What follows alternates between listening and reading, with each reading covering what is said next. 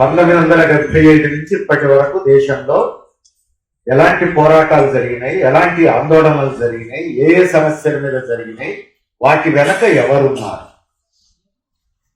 ఎందుకు అంటే భవిష్యత్తులో ఇట్లాంటివి జరగకుండా ఉండడానికి ఏమి చేయాలో నిర్ణయం చేస్తామని.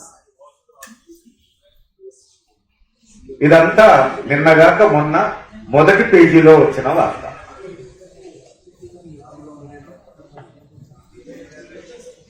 అంటే ఈ దేశంలో ఇక పోరాటాలు జరగడానికి వీల్లేదు, ఆందోళనలు జరగడానికి వీల్లేదు. నోరు మూసుకొని తల వంచుకొని నీ బాంఛన్ ద్వారా అని బతకాలి. ఇది మోడీ అమిత్ షా చెప్తున్నామా, వాళ్ళు ఆశిస్తున్నది అది. ఇప్పుడు ఎవరు ఏ పోరాటాలు చేయొద్దు, ఏ ఆందోళన చేయొద్దు అని అంటే, ఇప్పుడు నిన్నటి నుంచి మీరు మీ సమస్యల గురించి మాట్లాడుతున్నారు. టైంపాస్ కోసం చేస్తున్నారా ఇవన్నీ? ఏమి పని పాట లేక, తిన్నది అరగక, ఏదో ఒకటి ఉండాలి కాబట్టి అలిగేషన్ వచ్చి కూర్చుంటున్నారా ఇక్కడ? ఇప్పుడు ఆలోచించుకోవాలి, ఇప్పుడు ఆలోచించుకోవాలి.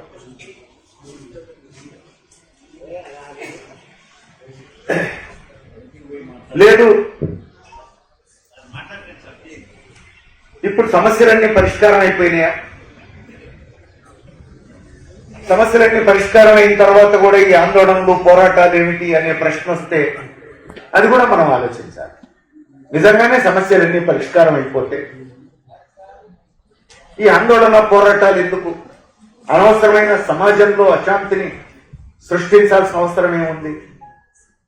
అది కూడా సీరియస్ గా మనం ఆలోచించాల్సినటువంటి అవసరం. కానీ మీరే మాట్లాడుతున్నారు. 8వ PRC గురించి ఇప్పుడు మనం అడుగుతున్నాం. 7వ PRC నుంచి రావాల్సినటువంటి 5 ఇంక్రిమెంట్లు రాలేదు, డిఏలు 5 డిఏలు రాలేదు.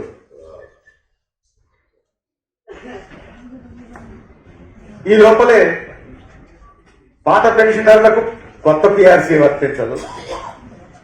దీనికంటే ముందే కొత్తగా ఉద్యోగంలో చేరిన వాళ్లకు పాత పెన్షన్ వర్తించదు. దీనికి జెండా రంగులేమి అడ్డు రాలేదు. వాజ్పేయి గవర్నమెంట్ లో ఇదే, మన్మోహన్ సింగ్ గవర్నమెంట్ లో ఇదే, మోడీ గవర్నమెంట్ లో ఇదే. జెండాలు వేరైనా, పార్టీలు వేరైనా, చేస్తున్న పనులు మాత్రం అదే. ఇది ఇప్పుడు మన ముందున్న సమస్య. మరి సమస్యలన్నీ అట్లానే ఉన్నాయి. సమస్యలు అట్లా ఉండడం కాదు, కొత్త సమస్యలు సృష్టిస్తున్నారు. ఒకవైపు కొత్త సమస్యలు సృష్టిస్తూ, రెండవ వైపు ఆందోళనలు పోరాటాలు ఉండడానికి వీల్లేదంటున్నారు. ఎట్లా అర్థం చేసుకోవాలి? నేను నిన్నగాక మొన్న ఉపాధ్యాయుల సమావేశం అడ్రస్ చేశాను. ఉపాధ్యాయుల సమావేశం కోసం పోయి 1 గంట ముందు మామూలుగా ఉపాధ్యాయులతో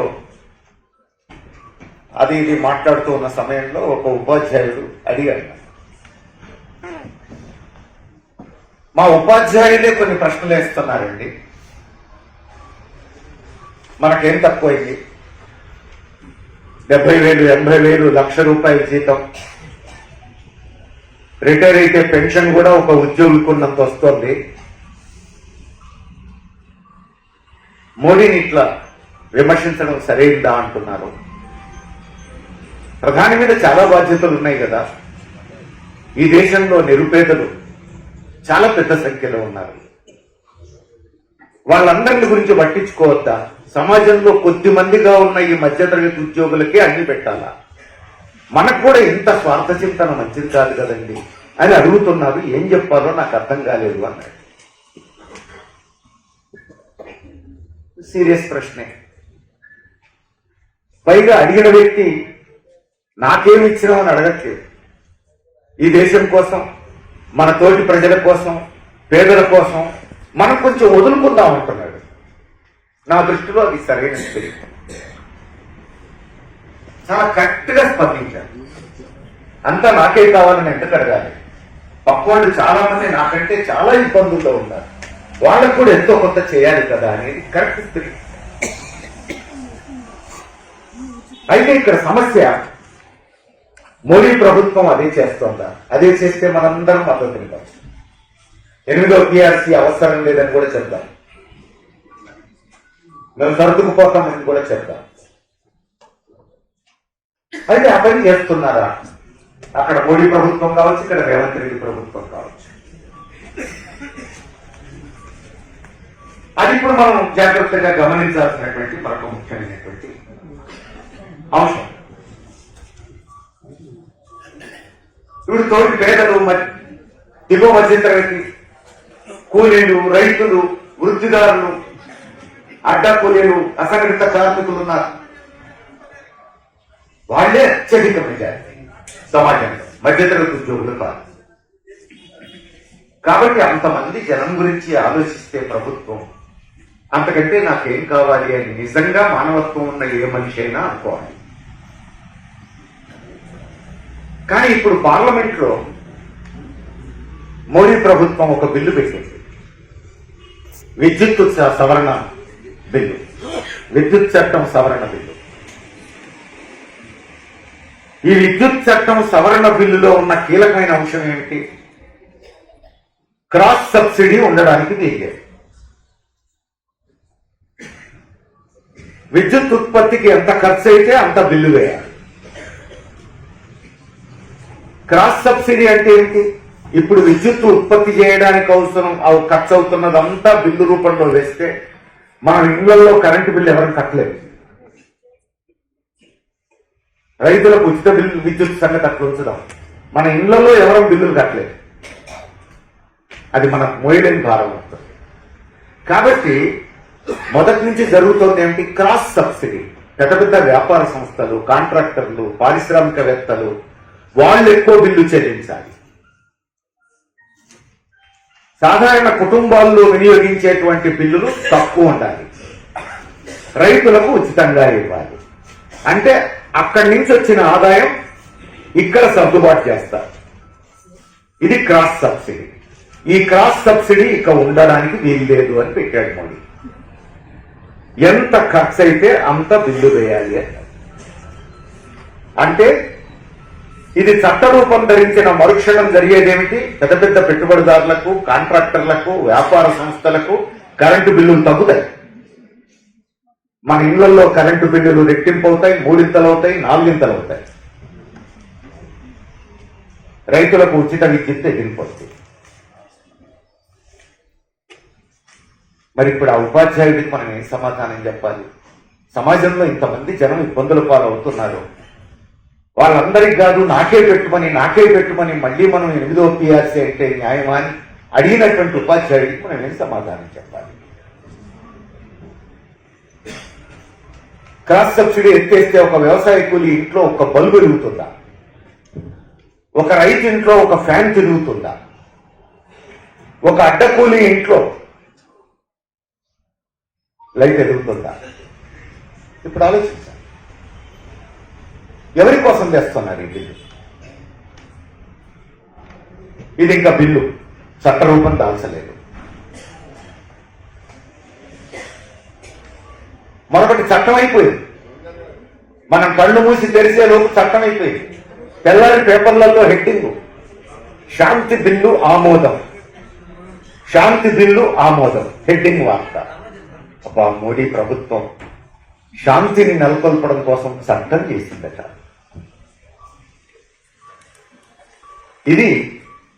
అది చూడగానే ఎవరికైనా అర్థమయ్యేది. కానీ కొంచెం లోతుల్లోకి పోతే సమాజంలో అశాంతిని రేపేటువంటి బిల్లు. చట్టం కూడా అయితే ఇప్పటిదాకా అణు విద్యుత్తు, అణు సంబంధమైన యాక్టివిటీ మొత్తం ప్రభుత్వం చేతుల్లో ఉంది. ఇప్పుడు అణు విద్యుత్తును ఉత్పత్తి చేయడానికి ప్రైవేట్ రంగానికి, విదేశీ సంస్థలకు కూడా అనుమతినిస్తూ చట్టం చేశారు మోడీ.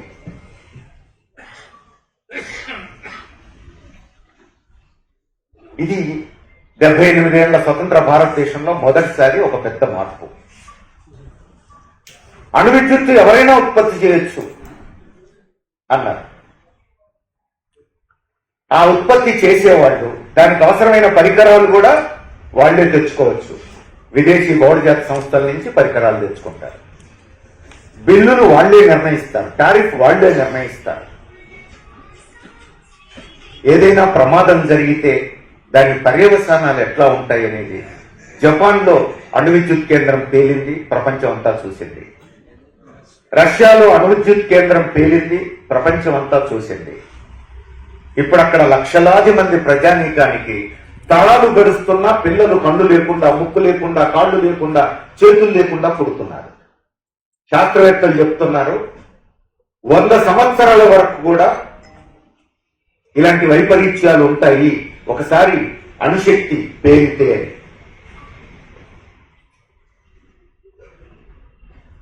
మరి అంత తీవ్రమైనటువంటి పర్యవసానాలు ఉంటే దానికి ఎవరు బాధ్యత వహించాలి? చట్టంలో స్పష్టంగా చెప్పాడు, అణు విద్యుత్తును ఉత్పత్తి చేసేటువంటి ప్రైవేట్ సంస్థలకు ఏమీ బాధ్యత లేదు, వారికేమీ బాధ్యత లేదని రాశాడు.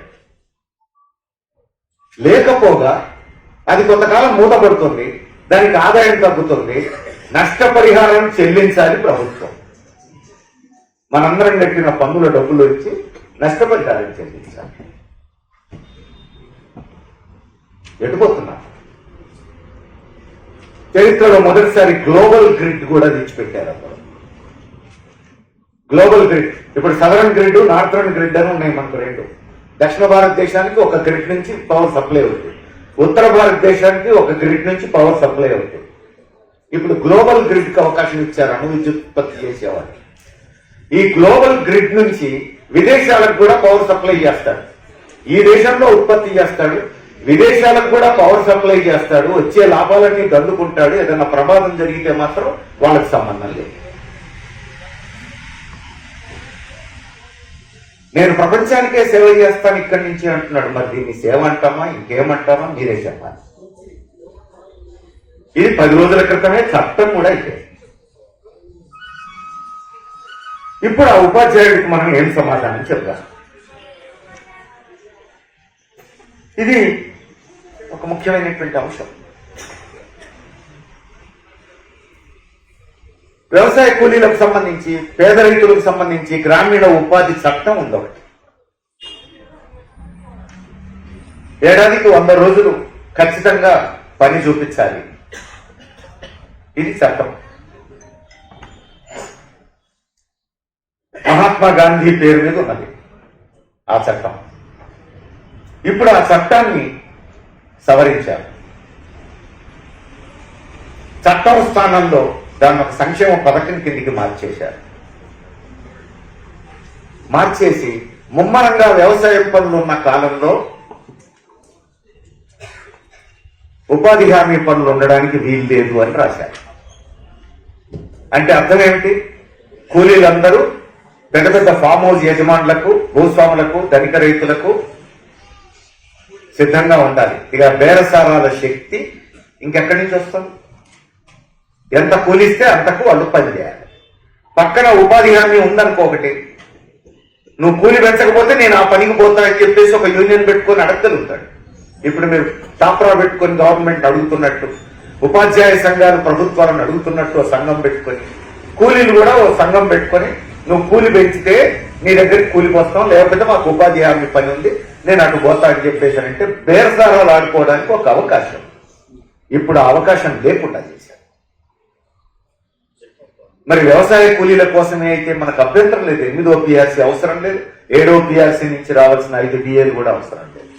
మరి ఇప్పుడు దీన్ని ఎట్లా అర్థం చేసుకుందాం? సో గ్రామీణ పేదలు, వ్యవసాయ కూలీలు, వాళ్ళ ఉపాధి హామీ కూడా ప్రభుత్వానికి పట్టట్లేదు. రైతులు మద్దతు ధర గురించి అడుగుతున్నారు కదా.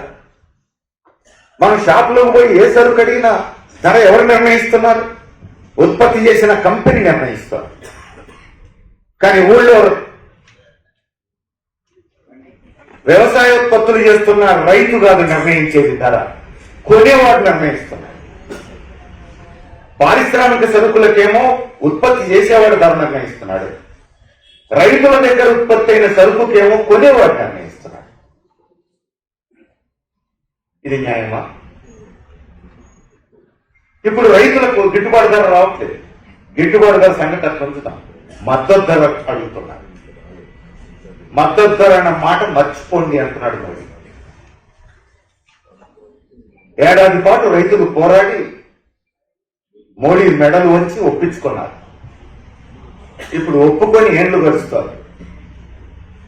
మద్దతు ధర మాట ఎత్తడానికి మోడీ సిద్ధంగా లేదు. కాబట్టి రైతుల గురించి పట్టదు. మరి ఎవరి గురించి పడుతుంది? కార్మికుల గురించి పడుతుందా? సాక్షాత్తు కేంద్ర ప్రభుత్వం కనీస వేతనాల జీవో ఇచ్చింది. ఫ్లోర్ లెవెల్ మినిమం వేజ్ అంటారు. దేశంలో ఎక్కడా కూడా అంతకంటే ₹1 తక్కువ వేతనం ఇవ్వడానికి వీలు. అది ఆ జీవో సారాంశం.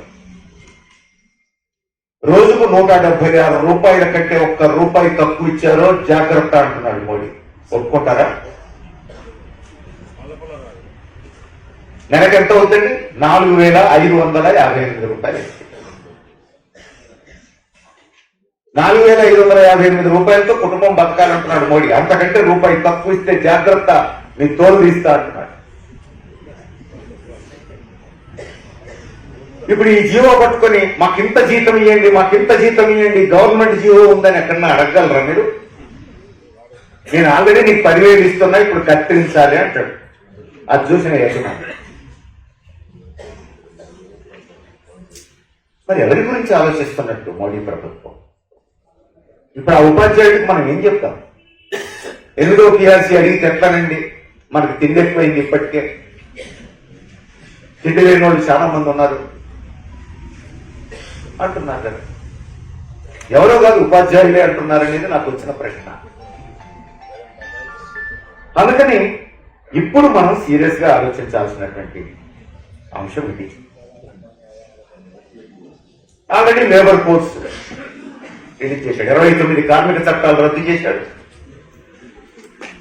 లేబర్ కోడ్స్ పేరు మీద కార్మికులకు హక్కులు లేకుండా చేశాడు.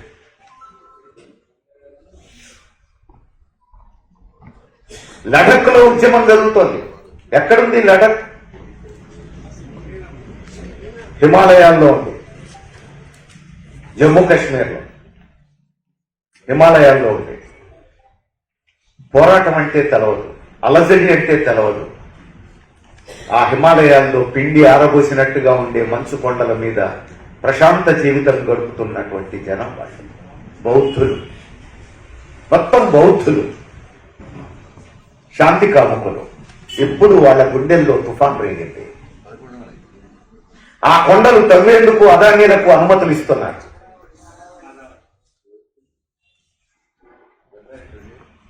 వీళ్ళంతా కొండల మధ్య పచ్చిక బయళ్లలో తమ గొర్రెలను మేపుకొని పొట్ట పోసుకునేవాళ్ళు.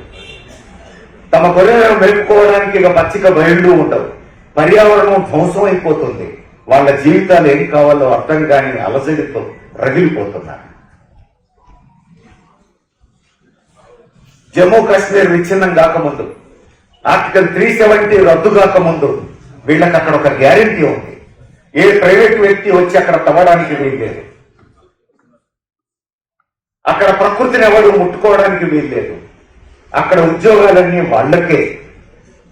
ఇప్పుడు మోడీ ఆర్టికల్ 370 రద్దు చేసిన తర్వాత, జమ్మూ కాశ్మీర్ ను ముక్కలు చేసిన తర్వాత అక్కడ ఉద్యోగాలకు వాళ్లకు ఉన్నటువంటి హక్కు పోయింది. దేశమంతా పోయి అక్కడ పోటీ పడుతున్నారు. వాళ్లతో లడఖ్ లో ఉన్న నిరుద్యోగులు కూడా పోటీ పడాలి పరీక్షలు రాసి. కాబట్టి అక్కడ ఉద్యోగాల మీద వాళ్ళకి హక్కు పోయింది. అక్కడ ప్రకృతి ధ్వంసం అవుతోంది. రోడ్ల మీదకి వచ్చి ఆందోళన చేస్తుంటే, నిరాహార దీక్షలో కూర్చుంటే దేశద్రోహి అని తీసుకుపోయి జైల్లో పెట్టారు. గాంధేయ మార్గంలో నిరాహార దీక్ష చేస్తున్న నాయకుడిని జైల్లో పెట్టారు. ప్రభుత్వం అనేక అవార్డులు ఇచ్చినటువంటి నాయకుడు ఆయన.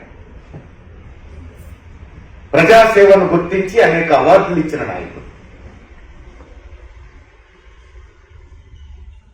మణిపూర్లో చూస్తున్నాం మనం. కొండల్లో గుట్టల్లో బతికేటువంటి తెగల మీద ఎగదోసి వేలాది మంది మహిళలను నడి రోడ్డు మీద చేరుస్తున్నారు. పట్టపగలు నడి రోడ్డు మీద బట్టలోడదీసి గ్యాంగ్ రేప్ చేస్తుంటే పోలీసులు సినిమా చూస్తున్నారు. దేశమంతా వీడియోలు వైరల్ అయ్యాయి. ఎందుకింత జరుగుతోంది అని చూస్తే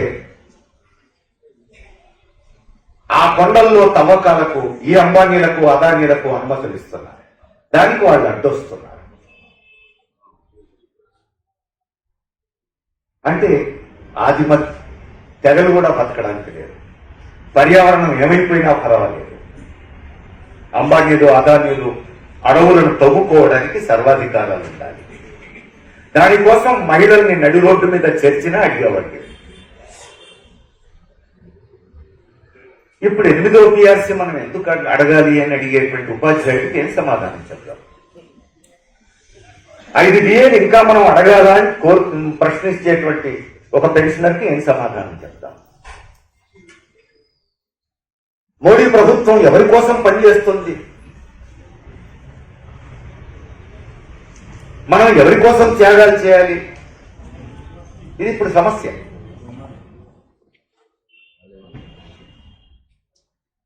ఇప్పుడు మరి కేంద్రం దగ్గర పోగొడుతున్న సొమ్మంతా ఎటుపోతుంది?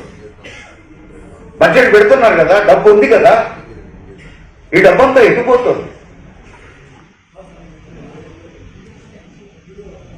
ఇంత డబ్బు అక్కడ పోగవుతుంటే ఈ పెద్ద పెద్ద పారిశ్రామికవేత్తలకే మళ్ళీ కార్పొరేట్ పన్నులు తగ్గించారు. ఈ పెద్ద పెద్ద కార్పొరేట్ సంస్థలే బ్యాంకుల్లో అప్పు తీసుకొని ఎక్కువైతే 16 లక్షల కోట్లు మాఫీ చేశాడు మోడీ. 16 లక్షల కోట్లు. రూపాయి కాదు, 2 రూపాయలు కాదు. ఎవరి అప్పు సొమ్మది? బ్యాంకుల్లో ఎవరు దాచుకుంటారండి డబ్బులు? ఎవరైనా పెట్టుబడిదారులు, వ్యాపారస్తులు బ్యాంకుల్లో డబ్బులు దాచుకుంటారా?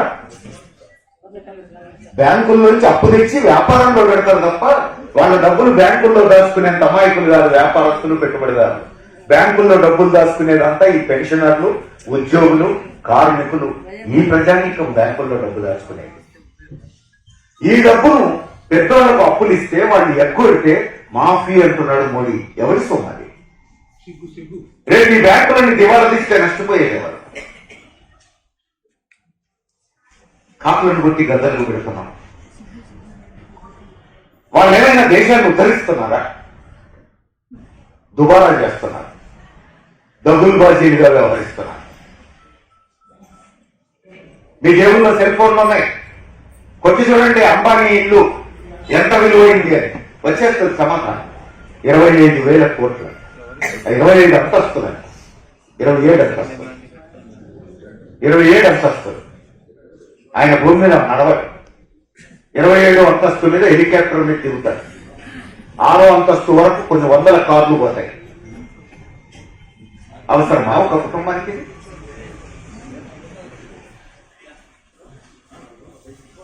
అదాని ఇంటి విలువ 1000 కోట్లు అంట ఢిల్లీలో. కొట్టండి మీరు మీ సెల్ ఫోన్ లో.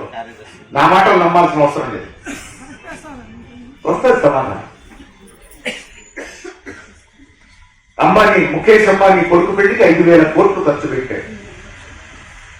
గొప్ప కంపెనీ పెట్టి 2,000 మందికి ఉద్యోగాలు ఇవ్వచ్చు. 2,000 కుటుంబాలు బతుకుతాయి మంచి జీతాలతో.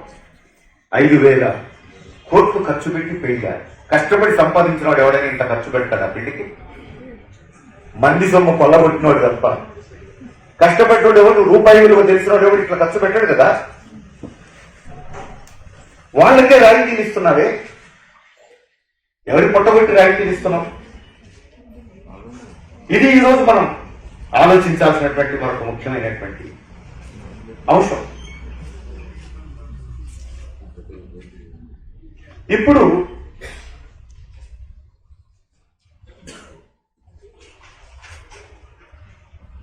మరి పరిణామాలు ఇట్లా జరుగుతుంటే ఆయన ఎవరు అడిగేవాళ్ళు లేరా? మళ్ళా జనం ఆయన్ని ఎన్నుకుంటున్నారు కదా, బీజేపీని ఎన్నుకుంటున్నారు కదా. ఈ ప్రశ్న కూడా వస్తుంది.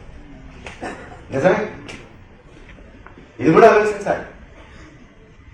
ప్రజాస్వామ్యబద్ధంగా ఎన్నికై పరిపాలిస్తున్నాను, నా పరిపాలనను మెచ్చి ప్రజలు నాకు ఓటేస్తున్నారు, నేను పరిపాలిస్తున్నాను అంటున్నారు.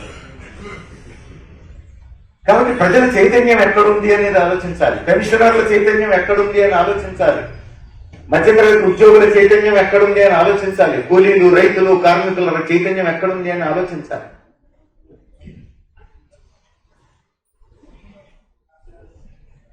ఎందుకు ఇంకా వాళ్ళనే నమ్ముతున్నారు?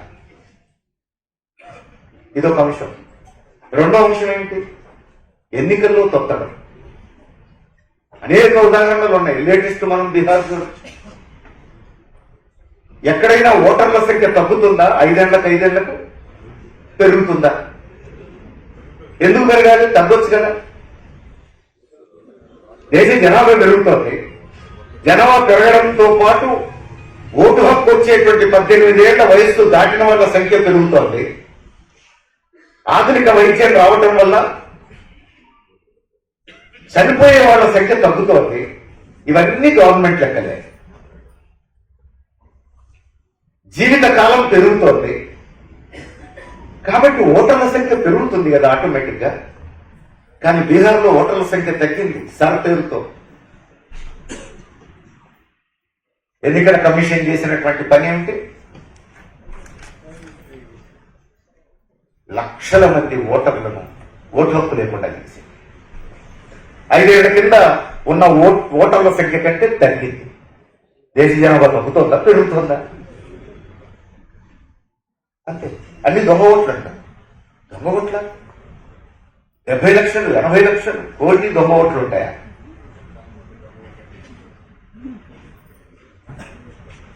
ఇప్పుడు వరుసపెట్టి ఒక్కొక్క రాష్ట్రంలో ఈ పని ప్రారంభించింది. అంటే ఇప్పుడు మనం చూసాం, సర్వేలు చేసి ఎక్కడ ఏ బూత్లో ఓట్లు వస్తాయి, ఏ బూత్లో ఓట్లు రావో కూడా లెక్కలు శాస్త్రీయంగా తెప్పించుకోగలుగుతున్నాడు.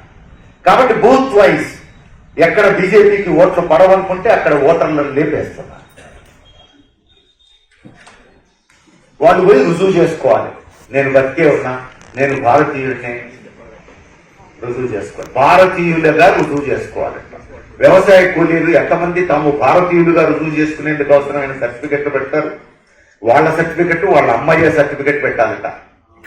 బర్త్ సర్టిఫికెట్లు. వాళ్ళ బర్త్ సర్టిఫికెటే ఉండదు. మన తల్లిదండ్రుల బర్త్ సర్టిఫికెట్. అసలు మీలో ఎంతమంది మీ తల్లిదండ్రుల బర్త్ సర్టిఫికెట్ పెట్టగలరు చెప్పండి? మీరందరూ చదువుకున్న వాళ్ళు. వ్యవసాయ కూలీల సంగతి వదిలేద్దాం, గ్రామీణ పేదల సంగతి వదిలేద్దాం. ఎట్టుపోతున్నాం.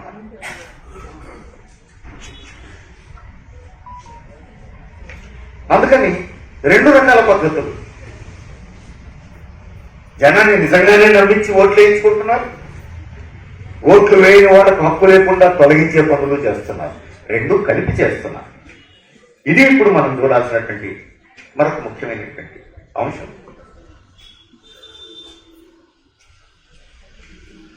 మరోవైపు అణచివేతకు కత్తులు నూరుతున్నారు. నేను ప్రారంభంలోనే చెప్పాను, ఈ దేశంలో ఇక ముందు సమ్మెలు, పోరాటాలు ఉండడానికి వీల్లేదు, ఆందోళనలు ఉండడానికి వీల్లేదు. కాబట్టి 75 నుంచి ఇప్పటి వరకు జరిగిన ఆందోళనలు ఏంటి, వాటి వెనక ఎవరు ఉన్నారో మొత్తం తీయండి అని చెప్పేసి ఆదేశాలు ఇచ్చేశారు. వాళ్ళు ఆశ్చర్యకరం. మనకు 75లో ఎవరికి వ్యతిరేకంగా పోరాటం?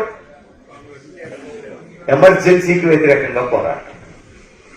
ఎమర్జెన్సీ అన్యాయం, అక్రమం అని మాట్లాడిన మోడీ ఎమర్జెన్సీ వ్యతిరేక పోరాటం వెనక ఎవరున్నారో కూడా నాకు లెక్కలు కావాలంటున్నాడు. అంటే ఏ పోరాటం ఉండడానికి వీల్లేదు. ప్రశ్నించే తత్వం ఒకసారి ఉంటే ఇప్పుడు నిన్ను ప్రశ్నించవచ్చు, రేపు నన్ను కూడా ప్రశ్నించవచ్చు. కాబట్టి అసలు ప్రశ్నించే తత్వం ఉండడానికి వీల్లేదు. కాబట్టి అణిచివేత. ఇప్పుడు మరి ఎందుకు నమ్మి ఓటేస్తున్నారు జనం? చూసామా, వ్యవసాయ కార్మికులకు, పేద రైతులకు, గ్రామీణ పేదలకు ఉపాధి హామీ చట్టాన్ని తీసేసి దాన్ని పథకం చేశాడు. గాంధీ పేరు తీసేసి రాముడి పేరు పెట్టాడు. జీ రామ్జీ అని పెట్టాడు దానికి పేరు. గాంధీ స్వాతంత్ర్య సమరయోధుడు, సామ్రాజ్యవాద వ్యతిరేక పోరాటానికి నాయకత్వం వహించాడు. బ్రిటిష్ తెల్లదొరలకు వ్యతిరేకంగా పోరాటానికి నాయకత్వం వహించాడు. స్వాతంత్ర్యం మా హక్కు అన్నాడు. ఇక్కడ ఉపాధి హామీ హక్కు కాదు, ఇది భిక్ష వేస్తున్నామని చెప్పి చట్టం నుంచి సంక్షేమ పథకంగా మార్చేశాడు మోడీ. కాబట్టి హక్కుగా అడిగేటువంటి గాంధీ పేరు తీసేసి అడుక్కోవలసిన రాముడి పేరు పెట్టాడు. ఏం చేస్తాం మనం? దేవుడి దగ్గరికి పోయి దండం పెట్టి నాకు ఆ సమస్య పరిష్కరించి ఈ సమస్య పరిష్కరించని దండం పెట్టుకుంటాం. కాబట్టి హక్కుగా అడిగేవాడు ఉండకూడదు, అడుక్కోవడం నీ పని. కలిసి అడుక్కోవాలి, దయదచ్చి ఇస్తా. దానికి రాముడి పేరు జీరాంజీ, జీరాంజీ పథకం, జీరాంజీ పథకం అని రోజు మాట్లాడుకోవాలి. కోపం వచ్చినప్పుడు జీరాంజీ పథకం డౌన్ డౌన్, జీరాంజీ పథకం డౌన్ డౌన్ అంటే నువ్వు రాముడి పేరుకు వ్యతిరేకంగా నువ్వు డౌన్ డౌన్ నినాదాలు ఇప్పిస్తున్నావు అనే సోయి కూడా లేకుండా పెడతావా పేరు?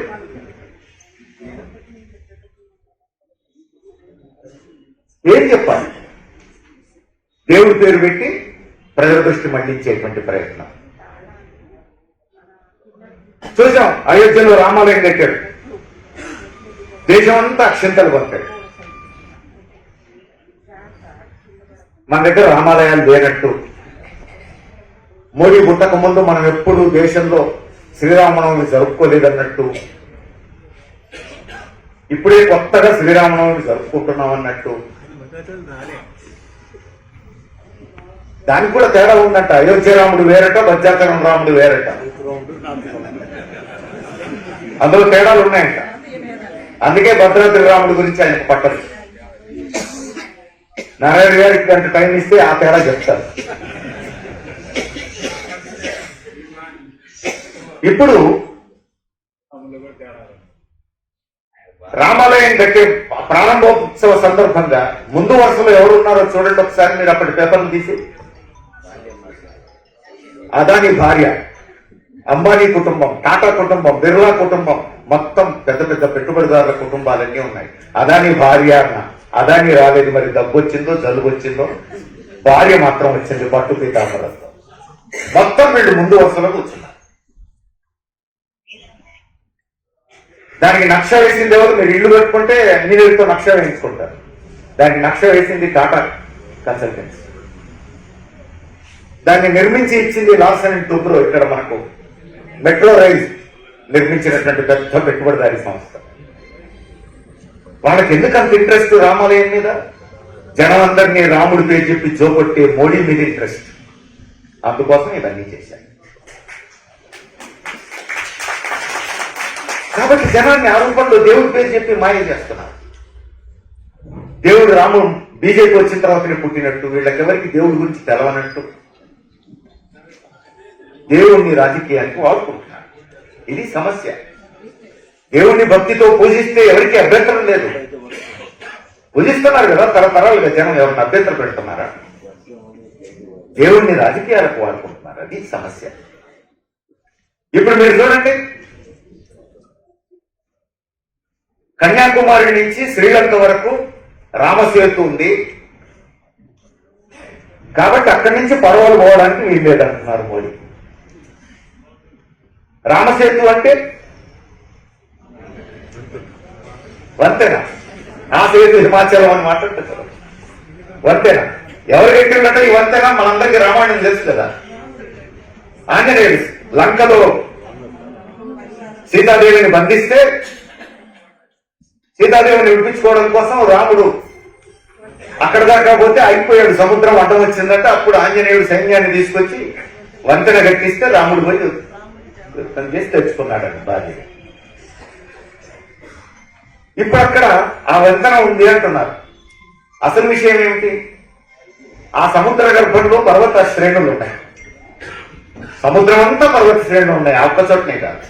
అక్కడ పైకి తేలియాడుతూ ఉంటాయి. అక్కడనే కాదు, మీరు ఈ వియత్నాం దగ్గర నుంచి చైనా వరకు మొత్తం ఆ సముద్రంలో చూస్తే దాదాపు 5,000 చిన్న చిన్న ద్వీపాలు కనపడతాయి. ఈ బిల్డింగ్ అంతా ద్వీపాలు కూడా ఉంటాయి. అంటే సముద్రంలో ఉన్న పర్వత శ్రేణులు అవి కొన్ని చోట్ల పైకి తేలుతూ ఉంటాయి. అట్లాంటి పర్వత శ్రేణులే కన్యాకుమారి నుంచి శ్రీలంక వరకు ఉన్నాయి. అందుకని అక్కడక్కడ అవి తేలుతూ ఉంటాయి. మధ్యలో నీళ్లు ఉంటాయి. అక్కడి నుంచి పడవలు పోతూ ఉన్నాయి. ఇప్పుడు ఆ పర్వత శ్రేణి కాదది, ఆనాడు ఆంజనేయుడు కట్టినటువంటి వంతెన. అక్కడి నుంచి పడవలు పోవడానికి వీలు లేదు. మళ్ళా దేవుణ్ణి ముందుకు తెచ్చారు. అసలు విషయం ఏంటి? అదాని శ్రీలంకలో విద్యుత్ ఉత్పత్తి కేంద్రం పెట్టాడు. అక్కడి నుంచి విద్యుత్ అమ్ముకుంటాడట. అమ్ముకోవాలంటే మధ్యలో సముద్రం ఉంది. ఆ సముద్ర గర్భంలో నుంచి కేబుల్స్ తీయాలి. పడవ 80% నీళ్లలో మునిగి నడుస్తుంటది. 20% మాత్రమే పైకి కనపడుతుంది. కాబట్టి ఆ రూట్ లో పడవలు నడిస్తే ఈ కేబుల్స్ కట్ అవుతాయి. అదాని వ్యాపారం కట్ అవుతుంది. కాబట్టి ఇప్పుడు రామసేతు కావాలి. అదాని కోసం రామసేతు కావాలి. కాబట్టి ఇప్పుడు రామసేతు భజన మొదలుపెట్టారు. ఎవరి కోసం ఎవరు పనిచేస్తున్నారు? ఎవరి కోసం దేవుణ్ణి తీసుకొచ్చి అడ్డం పెట్టుకుంటున్నారు? ఇవన్నీ కూడా మనం ఇప్పుడు జనం ఏంటి? రాముడు అనగానే చేతులు ఇట్లా ఉన్న చేతులు కాస్త ఇట్లా. ఇప్పుడు మనం ఆలోచించాలి. వ్యవసాయ కూలీల సంగతి వదిలేద్దాం, అసంఘటిత కార్మికుల సంగతి వదిలేద్దాం. చదువుకున్న వాళ్ళం కదా, మనమేం చేస్తున్నాం అంటే చదువుకున్నోళ్ళకే ఇది ఎక్కువైంది. చదివేస్తే ఉన్నమతి పోయినట్టు అని ఒక సామెత ఉంది కదా, చదువుకున్నోళ్ళకే ఎక్కువైంది. కాబట్టి ఇప్పుడు సీరియస్ గా ఆలోచించాల్సిన అవసరం ఉంది. పెన్షనర్లు ఆలోచించాలి, మధ్యతరగతి ఉద్యోగులు ఆలోచించాలి, అందరూ ఆలోచించాల్సినటువంటి అవసరం ఉన్నది. మరి ఇప్పుడు ఏం చేయాలి? సమస్య ఏం చేయాలి? ప్రభుత్వానికి ఒక ధైర్యం ఉంది. పెన్షనర్లు ఏమీ చేయలేరు, వయస్సు మళ్ళీ ఉన్నారు, వీళ్ళు పోరాటాలు చేసేది ఏముంది? ఏం చేసినా రామనారాయణ అంటూ భజన చేసుకుంటూ కూర్చోవాలి, వీళ్ళు ఏం చేయలేరు అనేది ఒక ధైర్యం మోడీకి ఇప్పుడు. పోయి కార్మికులు మొత్తం మీరు హైదరాబాద్ చుట్టూ పరిశ్రమలు మీరు ఎప్పుడు పోయి ఉంటారు, ఒక్కసారి పోండి. More than 50% of the workers Uttar Pradesh నుంచి, బీహార్ నుంచి, మధ్యప్రదేశ్ నుంచి, రాజస్థాన్ నుంచి వచ్చిన వలస కూలీలు. కంపెనీ లోపల డేరాలు వేసి అన్నే తిండి, అన్నే పడక, అన్నే పడి. కాబట్టి వీళ్ళందరూ ఐక్యం అయ్యేది లేదు, యూనియన్ పెట్టేది లేదు, సమ్మె చేసేది లేదు. కాబట్టి కార్మికులు ఏం చేయలేరు. మీరు కూలీల్లో చూడండి, గ్రామాల్లో పునాదులు ఉన్నాయి కదా మనందరికీ. వ్యవసాయంలో కూలీల్లో వలస కూలీలు ఉన్నారు, భవన నిర్మాణ కార్మికుల్లో వలస కూలీలు ఉన్నారు. మీరు ఇప్పుడు బస్ స్టాండ్ లో దిగి ఆటోల్లో వస్తున్నారు, రైల్వే స్టేషన్ లో దిగి క్యాబ్ లో వస్తున్నారు. క్యాబ్ డ్రైవర్లు, ఆటో డ్రైవర్లు చూడండి, సగం మంది వలస కూలీలు. కాబట్టి వీళ్ళ మధ్య ఐక్యత రాదు, వీళ్ళు ఏం చేయలేదు అనేటువంటి ధైర్యంతో మోడీ ఉన్నాయి. రేవంత్ రెడ్డి కూడా అదే ధైర్యంతో ఉన్నాయి. వీళ్ళేం చేయలేదు, వీళ్ళని వివరించగలిగారు అంతే. వీటికి తోడు ఏం చేస్తున్నాడు? శ్రమ దోపిడీకి, అణిచివేతకు కూడా అంత సంప్రదాయబద్ధంగానే చేస్తున్నారు. శ్రమ దోపిడీ సంప్రదాయబద్ధంగానే చేస్తున్నారు, అణిచివేత సంప్రదాయబద్ధంగానే చేస్తున్నారు. అందుకని శ్రమశక్తి నీతి 2025 అని ఒక విధానం ప్రకటించారు. ఇప్పుడు పబ్లిక్ డొమైన్ లో పెట్టారు. ఆ శ్రమశక్తి నీతి 2025లో ఏం చెప్పాడు? 2 మాటలు చెప్పాడు, ముత్యాలు లాంటి మాటలు. మొదటి మాట ఏంటంటే, శ్రమ అంటే ప్రపంచంలో చాలా మంది తప్పుడు అర్థంలో వాడుతున్నారు, డబ్బుతో ముడిపెడుతున్నారు. భారతీయుల దృష్టితో శ్రమ చాలా పవిత్రమైంది. పని చేయడం తమ ధర్మంగా భావిస్తారు ఇక్కడ శ్రామికులు. ఉత్పత్తి చేయడం తమ బాధ్యతగా భావిస్తారు ఇక్కడ శ్రామికులు. డబ్బుతో ముడిపెట్టారు అంటున్నాడు. కాబట్టి మీరు 8వ PRC అడగబడుతుంది. ఉద్యోగులు కూడా 8వ PRC అడగకూడదు, డబ్బుతో ముడిపెట్టకూడదు. శ్రమ చేయడం మన ధర్మం, ఇది ఒక పవిత్ర కర్తవ్యం. ఇది భారతీయ భావన అన్నాడు. మొదటి పేజీలోనే చెప్పాడు. ఇది భారతీయ భావన.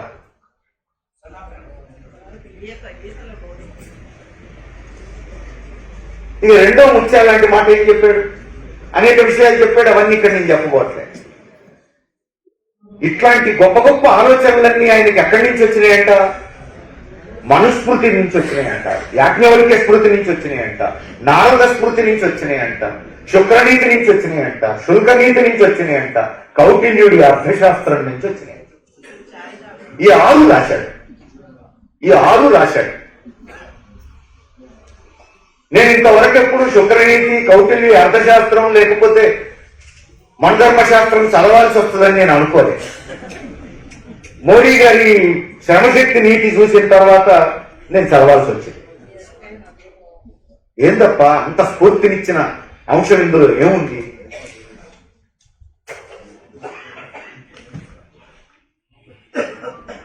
అంటే తల ఉంచుకొని పనిచేయాలి, సారాంశం అది. తల ఉంచుకొని పనిచేయాలి, ఎదురు మాట్లాడద్దు, తలెత్తుకొని చూడద్దు. క్రీస్తుకు పూర్వం 200 సంవత్సరాల నుంచి క్రీస్తు శకం 600 సంవత్సరాల మధ్య ఈ స్మృతులు గ్రంథస్థమైనాయని చరిత్రకారులు చెప్తున్నారు. ఆ గ్రంథాల్లో ఉన్న అంశాలు అవి. ఆనాడు అణచివేత ఉంది, అనాగరిక సమాజం, ఎడ్లబండ్లు కూడా ఉండి ఉండవు అప్పుడు. ఆ అనాగరిక సమాజంలో ఉన్న అణచివేతను తెచ్చి ఇప్పుడు పెట్టాలా? 21వ శతాబ్దంలో ఆర్టిఫిషియల్ ఇంటెలిజెన్స్ యుగంలో ఇప్పుడు అణచివేతను తెచ్చి పెడతావా? అందుకోసమైనా ఇప్పుడు ఆదేశాలు జారీ చేసింది నిన్నగాకమన్నా. 75 తర్వాత జరిగిన ఆందోళనలు, పోరాటాలన్నీ తీయండి, ఎవరెవరు దాన్ని వెనుకున్నాడో తీయండి, ఏ జెండాలు ఉన్నాయి దాని వెనక తీయండి, వాళ్ళ పని పడతానని చెప్పేసి ఇప్పుడు నువ్వు అనేది మనుధర్మం నీకు ఆదర్శమైందా? యాజ్ఞవల్క్య స్మృతి నీకు ఆదర్శమైందా? మరి కౌటిల్య అర్థశాస్త్రం ఎందుకు ఆదర్శమైందా అని అది చదివా. అది చదివితే అందులో ఏముంది? బతుకు తెరువు కోసం బానిసగా పనిచేయవచ్చు. మీరందరూ ఉద్యోగాలు చేసింది బతుకు తెరువు కోసమా లేకపోతే దుబారా ఖర్చుల కోసమా? దేనికోసం అండి మీరు ఉద్యోగాలు చేసింది? కాబట్టి మీరందరూ బానిసలుగా పనిచేయవచ్చు. ఆ హక్కు ఉంది. ఇప్పుడు ఇస్తున్నారు, ఆ హక్కు ఇస్తున్నారు మోడీ గారు మీకు. ఎందుకంటే కౌటిల్య అర్థశాస్త్రంలోనే ఉంది, బానిసలుగా పనిచేయచ్చు, బతుకు తెరువు కోసం బానిసలుగా పనిచేయచ్చు. ఇప్పుడు అందరూ బానిసలుగా పనిచేయాలంటున్నాడు శ్రమశక్తి నీతి 2025. అందుకే దోపిడీకి, అణిచివేతకు కూడా సంప్రదాయం ప్రకారమే చేస్తున్నానంటున్నాడు. సంప్రదాయాలన్నీ తీసుకొచ్చి ముందు పెడుతున్నాడు. ఇప్పుడు మనం ఈ సంప్రదాయాలన్నీ అంగీకరించాలా? అవన్నీ ఉన్నమాట నిజం. ఎప్పుడు 2వ శతాబ్దం, 3వ శతాబ్దం, 4వ శతాబ్దంలో ఉన్నాయి. అవి ఇప్పుడు తెచ్చి పెడతావా? ఇదెక్కడ న్యాయం? ఇవన్నీ ఇప్పుడు మనం సీరియస్ గా ఆలోచించాల్సినటువంటి అవసరం ఉన్నది. మరి ఇప్పుడు ఏం చేయాలి? ఏం చేయాలో ఆలోచించడానికే తాపరా, ఏం చేయాలో ఆలోచించడానికే ఈ 2 రోజుల మహాసభ. చేతగానోళ్ళలాగా కూర్చోవడానికి సిద్ధంగా లేం. ఆ చైతన్యంతోనే కదా 2 రోజులు మీరు వచ్చి ఇక్కడ కూర్చుని ఇంతటి చలిలో కూడా గత 30-40 ఏళ్లలో లేని చలి, ఆ చలిని కూడా ఖాతరు చేయకుండా 2 రోజులు ఇక్కడ ఎందుకు వచ్చి కూర్చున్నారు? అందుకని మోడీ మీరేం చేయలేరు అని చెప్పేశానంటే నీ కళ్ళలు చేస్తాం జాగ్రత్త అని చెప్పడానికి సిద్ధపడి కూర్చున్నారు. చెల్లదు. సంప్రదాయం పేరుతో, దేవుడి పేరుతో బెత్తం పట్టుకొని వస్తా, కొరడా పట్టుకొని వస్తా, అణిచివేస్తా అంటే చెల్లదు అని చెప్పి చెప్పాల్సిన రోజులు దగ్గర పడ్డాయి. అందుకోసమే ఇప్పుడు మనం ఆలోచించేది. అందుకని ఈరోజు 2 రోజులు సమావేశం అయినామంటే ఇలాంటి సమస్యలకు పరిష్కారం ఏంటో వెతకడం కోసమే. ఆ పరిష్కారానికి మనం కూడా కంకణబద్దులకు కావడం కోసమే, కదిలి నడవడం కోసమే, ఎదిరించడం కోసమే. అంతే తప్ప తల ఉంచుకొని కూర్చోవడానికి కాదు, బానిసలుగా బతకడానికి కాదు. చీము నెత్తురు ఉంది మాకు, మేము చచ్చేంత వరకు చీము నెత్తురు మండుతూనే ఉంటుందని చెప్పాల్సిన సమయం ఇది. అందుకే మనం ఈ 2 రోజుల పాటు సీరియస్ గా ఉండాలి. ఈ రోజు మీరు ఒక కమిటీని ఎన్నుకుంటారు అని అంటే, ఒక ఆఫీస్ బేరర్స్ బాడీని ఎన్నుకుంటారు అని అంటే దాని మీద మీరు ఒక పెద్ద బాధ్యత పెట్టబోతున్నారని అర్థం. రోజు మీరంతా కదలలేరు కదా, రోజు అందరూ వచ్చి కూర్చుంటారా లక్షల మంది? సాధ్యం కాదు. ఈ లక్షలాది మందిని కదిలించడానికి, వీళ్ళకి అవసరమైన సమాచారం ఇవ్వడానికి, పిలుపులు ఇవ్వడానికి ఓ బాడీ కావాలి, ఓ రాష్ట్ర ఆఫీస్ బేరర్స్ కావాలి, రాష్ట్ర కమిటీ కావాలి, నాయకులు కావాలి. అలాంటి బాడీని ఇప్పుడు మీరు ఎన్నుకుంటారు. ఎన్నుకునేటప్పుడు ఏం ఆలోచిస్తారు? మీ రిపోర్ట్లో చూశాను, గత కమిటీ 85 మందితో కమిటీ ఉంది, 40 మంది హాజరవుతుండేవాళ్ళు అని. గత ఆఫీస్ బేరర్స్ 52 మందితో ఉంది, 20 మంది హాజరవుతూ ఉండేవాళ్ళు అని నేను అందులో చూశాను. మరి ఇప్పుడు మోడీ కత్తులు నూరుతున్న సమయంలో అటెండెన్స్ అట్లా ఉంటే మీకు సరిపోతుందా? అలాంటి కమిటీ మీకు రక్షణ కల్పించగలుగుతుందా? కాబట్టి ఇప్పుడు మీరు సీరియస్ గా ఆలోచించాలి. ఒకసారి మనం కమిటీ సభ్యుల మీద బాధ్యత పెడితే, ఆఫీస్ బేరర్స్ మీద బాధ్యత పెడితే, కాస్త 1-4 సార్లు సమావేశమై తర్జన భర్జనలు పడి చర్చోపచర్చలు చేసి, సమాజంలో వస్తున్న పరిణామాలను అధ్యయనం చేసి, తగు నిర్ణయాలు చేసి మనకు ఒక పిలుపునిచ్చేటువంటి బాడీ మనకు కావాలి. కాబట్టి హాజరయ్యే ఓపిక ఉన్నవాళ్ళు బాధ్యతలు తీసుకోండి. సమావేశాలకు హాజరయ్యే ఓపిక ఉన్నవాళ్ళు, తీరిక ఉన్నవాళ్ళు బాధ్యతలు తీసుకోండి. ఆ ఓపిక లేదు లేదా తీరిక లేదు, ఇంట్లో పిల్లలు, మనవాళ్ళు, మనవరాళ్ళు, బాధ్యతలు, నేను అంతగా రాలేను అనుకున్న వాళ్ళు బాధ్యతలు ఇంకొకళ్ళకి ఇవ్వండి. అంతేకాదు, ఇలాంటి కమిటీలో ఎంఎన్ రెడ్డి గారు లాంటి వాళ్ళు ఉన్నారు. 85 ఏళ్ళు వచ్చినా ఇంకా ఉడుకునెత్తులతో సంఘాన్ని నడుపుతూనే ఉన్నారు.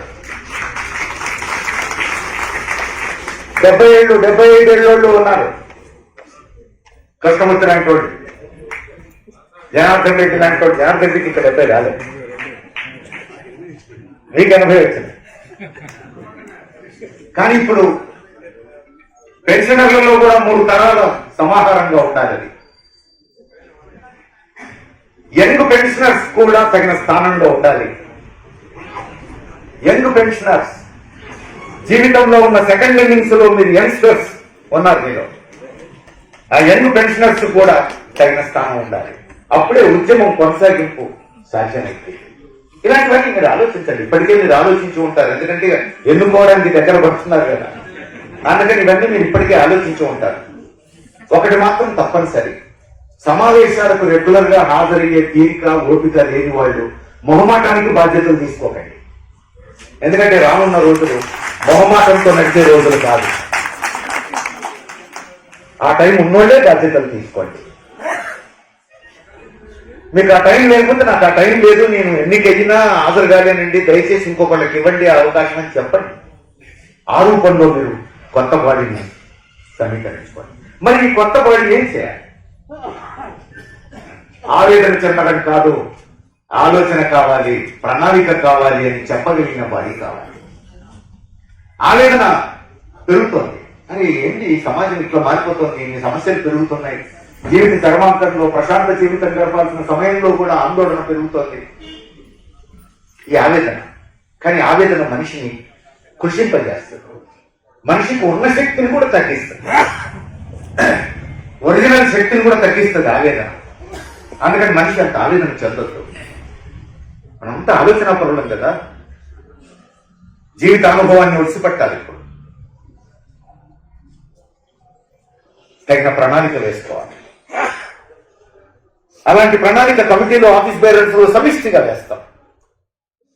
ఆ విధంగా సమిష్టి ప్రణాళిక వేసుకొని మనం పెన్షనర్లు ఏం చేయగలరు, పెన్షనర్ల ముందుంచాలి. పాలకులకు ఒక హెచ్చరిక చేయాలి. ఏం చేయగలరు పెన్షనర్లు? పెన్షనర్లు చేయగలిగిన పనులు చాలా ఉన్నాయి. ఇప్పుడు ఉత్పత్తి చేస్తున్న వాళ్ళు ఉన్నారు, ఉత్పత్తిని స్తంభింపజేయగలిగిన వాళ్ళు ఉన్నారు. కూలీలు, వ్యవసాయ కూలీలు, రైతులు, కార్మికులు, వీళ్ళంతా ఉత్పత్తిలో ఉన్నారు. వీళ్ళు తలుచుకుంటే ఉత్పత్తిని స్తంభింపజేయగలరు, ప్రభుత్వాన్ని నిలబెట్టగలరు, కూల్చగలరు. కాబట్టి అలాంటి వాళ్ళని చైతన్యపరచండి. ఆ పని చేయగలం కదా మనం. ఏ నవ తెలంగాణలోనో ఒక వ్యాసం వస్తుంది, ఒక అరగంట చదవగలం, నోట్స్ రాసుకోగలం. దాన్ని పట్టుకొని వ్యవసాయ కూలీని కూర్చోబెట్టి చెప్పండి, కార్మికులను కూర్చోబెట్టి చెప్పండి, ఈ పనిని చేయగలరు. అందరూ బుద్ధిజీవులు, చదువుకున్న వాళ్ళు, అనుభవం ఉన్నవాళ్ళు కదా. పెద్ద పెద్ద గ్రంథాలు అవసరం లేదు.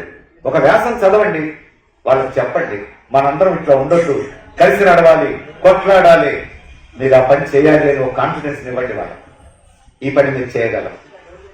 కాబట్టి పోరాటంలో అగ్రభాగాన ఉండాల్సినటువంటి ఉత్పత్తిలో భాగస్వాములుగా ఉన్న వాళ్లతో భుజం కలపకుండా పెన్షనర్ల సమస్యలు పరిష్కారం కావు. ప్రభుత్వం మెడలు వంచగలిగే సెక్షన్ అది.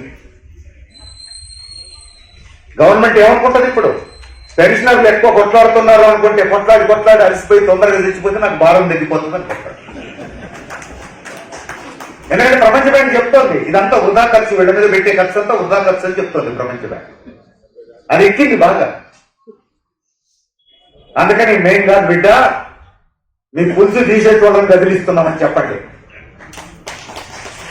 వాళ్ళని చైతన్యవంతులు చేయండి. ఇప్పుడు ఆ పని చేసేవాళ్ళు తప్పు, ఆ పని చేసేవాళ్ళు కావాలి. ఇప్పుడు మీరందరూ అందుకు సిద్ధపడండి.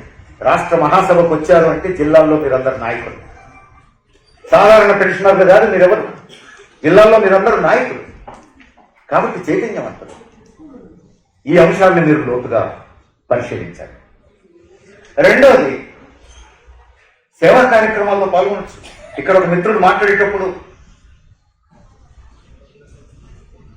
రోగులకు మందులు ఇచ్చేటువంటి పని గురించి కూడా చెప్తారు.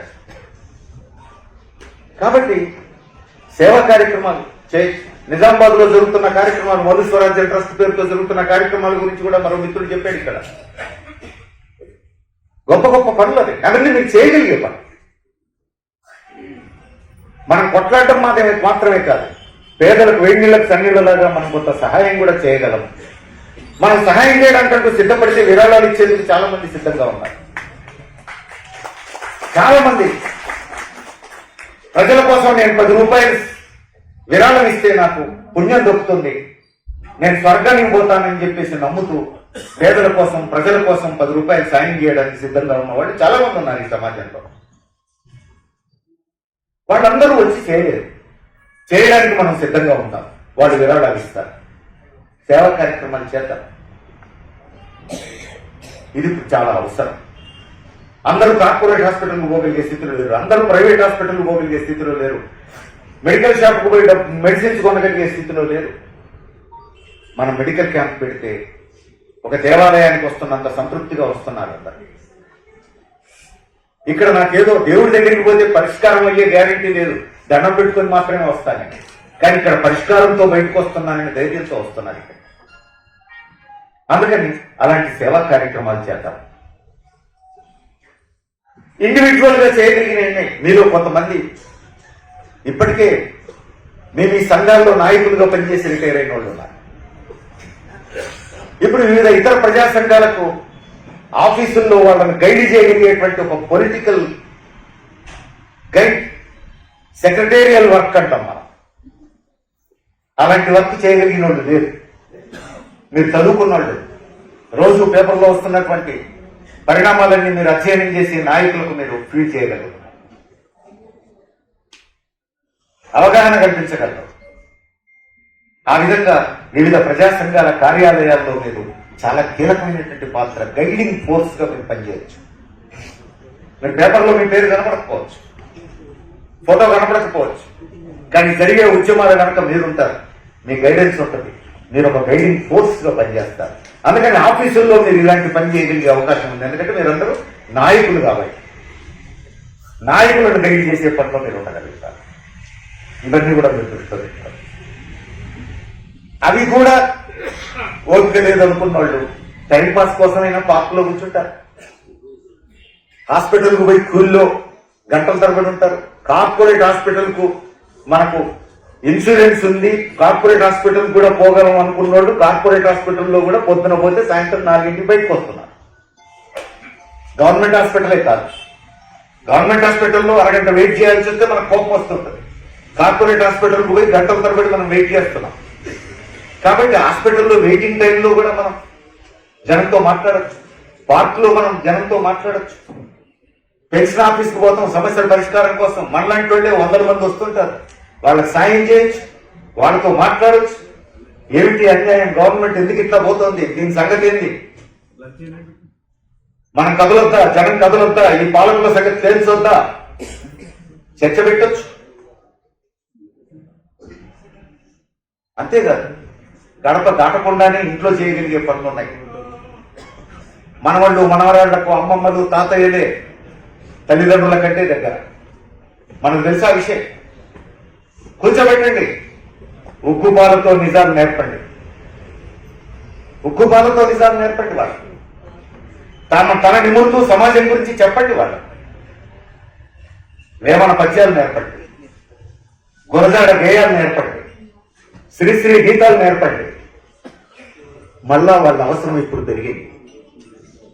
కులము గలవాడు గోత్రము గలవాడు విద్య చేత వీగువాడు పసిడి గలవాని బానిస కొడుకురా విశ్వదాభిరామ వినరవేమ అన్నాడు వేమ.